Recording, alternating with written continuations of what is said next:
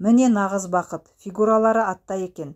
Сіз уәдеде тұрсаңыз, біз де өз міндетімізді атқарайық. Мінекей уәде еткен сумма. Ал қыздар жүріңдер. Байдың ерке балалары қос құрбының қолынан ұстап бөлмеге қарай сөрей бастады. Гүлжан қарсыласып айқайға сала бастады. Олжалғас қолынан қысып, белгі беріп түсіндіруге тырысты.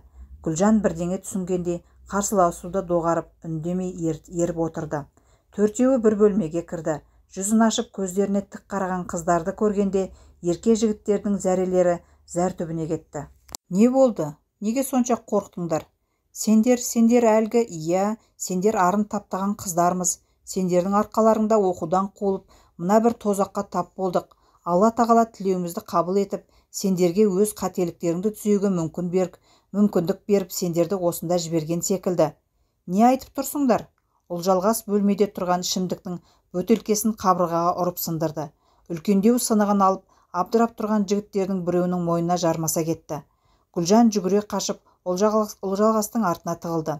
Қимылдаушы болмаңдар, әйтпесе осып жіберемін. Өлсем өліп, қамалсам қамалып кетейін. Есесіне мына әлем біреу болса да сендей оңбағаннан тазарып қалады. Жібер, жәні тәтті ме? Өлгің келмейді, иә? Ендеше екеуің бізді мына жерден алып шығасыңдар. Ендеше соңғы тілегіңді айт. Мына табынып жүрген әпкелеріңнің өзінің артын жабу үшін сенің өлігіңді көзге көрсетпей құртып, жабулы қазан жабулы қалады. Мен ештеңеден қорықпаймын, жоғалтар ештеңем жоқ. Олжалғас жігіттің мойнындағы шиша сынығын одан әрі тақай түсті. Жаны қиналса керек, жігіт көп күттірмей келісімді берді. Жарайды, сендерді алып кетемін. Бірақ қалай? Ол оңайлықпен келсе қоймас. Жаңа ғана қалай бізді сатып алсаң, дәл солай сатып аласың. Жоқ, ол ақша сұрай қоймас. Ол жағы сенің шаруаң. Қашып құтыламын деп ойлама. Адамнан жасырсаң да Алла бәрін көріп тұр. Бізді қайта жүздестіргенде Алланың ісі. Өлімнен емес, өлімнен кейінгі өмірді ойла. Жарайды, қазір сөйлесемін. Сен барып келісіп кел, ал оған дейін мына досың кепілде болсын. Олжалғас тұтқындағы жігітті итеріп жіберіп, екіншісіне жармасып кетті. Аңқау ақ көңіл қыздан мұндай қылық шығады деп ешкім ойламаса керек. Жалмауызға да жан керек деген осы болар. Байдың ерке тотай жігіті әлгі белгісіз әйелмен сөйлесіп тұр.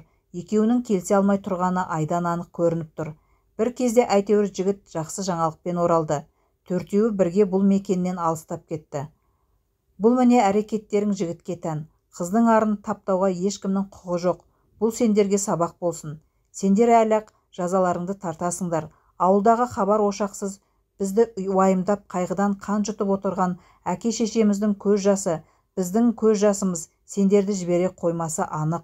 Сендерді қарғыс атсын. Алла қос құрбы құтылғандарына қуана, бірден ауылына жол тарту үшін Олжалғас ұялы телефонын сатты.